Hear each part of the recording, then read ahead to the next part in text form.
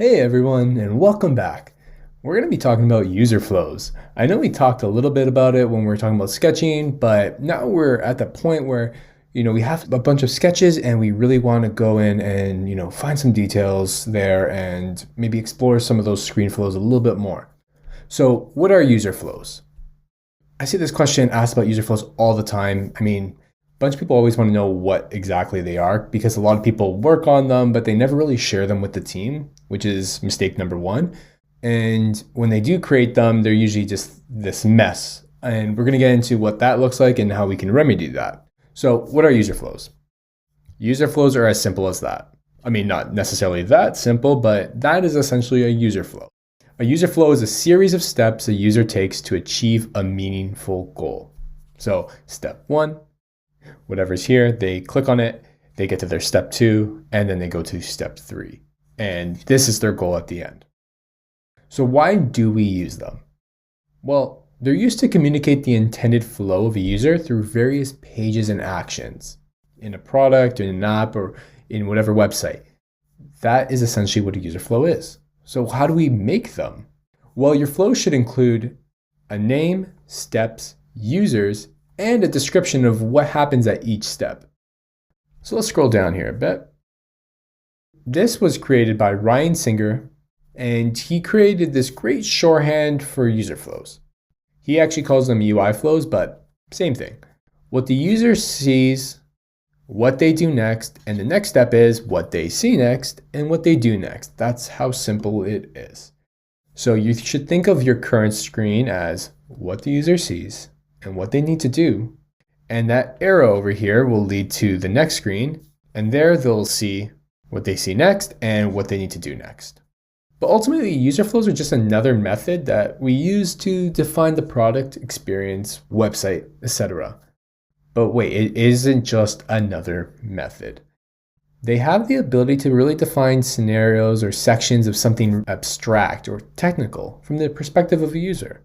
So if we're thinking about like a user onboarding or a user checking out, that could be very technical, especially when we're thinking about building features and writing user stories for development. But if we break them down into individual user stories, depending on the different routes a certain user flow may take, all of a sudden it starts coming much more from a user's perspective. Let's get into this. First, I want to talk about an example here.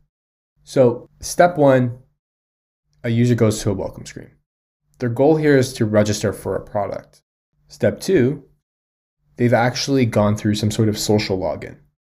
And step three, they get instant access to the product. So there's three steps. Some sort of welcome screen, which takes them to a social login, which is a really easy design pattern. And then they are right in the app. You may be asking, well, why do they help? Well, they're the best way to solve the issue of communicating the way we want our products to work and the way users really interact with our products. They help us think about our product and the users who interact with it in three simple questions. What is the goal of this thing? Who is doing it? And how do they do it? So before we actually jump into understanding the do's and don'ts and building our own, I want to talk about the process of actually creating a user flow first. So let's jump right into that. Before we begin, let's start with step one. What is the purpose of your user flow? You need to name your flow, and that name describes its purpose. That is the goal the user achieves by completing the steps. So surprisingly, a lot of people actually forget this part, or they make it really vague. I want to know what the user wants to do. So I know at the end of this, the user is going to find the right product. So really describe that actual title and don't forget it. Step two. Despite popular belief, user flows go in one direction. Limit your decision points in each flow so you can avoid these crazy huge sitemaps or huge prototypes. They have their place, but not really for describing user flows. It's okay to have multiple decision points, prototypes, and a sitemap, and we'll get into that later, but right here we want to convey a distinct interaction. User flows really work best. So just keeping it simple. And you may be asking yourself, well, why is this the case? Well, we're telling a story. And it's easier for anyone to remember a story like this than a large sitemap or a series of cards in Jira or Trello or whatever product management tool that you may be using. So try your best to tell a nice, simple story that goes in one direction, doesn't sprawl everywhere. Your user flows should represent a complete task. To ensure that your product is organized, the scope of each flow should really be a single task or goal for your user. So even though over here we have like a negative experience, we need to possibly break that out and get them back into some sort of funnel. Right here is the end goal, and we're describing each of our steps to get there. But we're not making this crazy sprawling map like I spoke about before.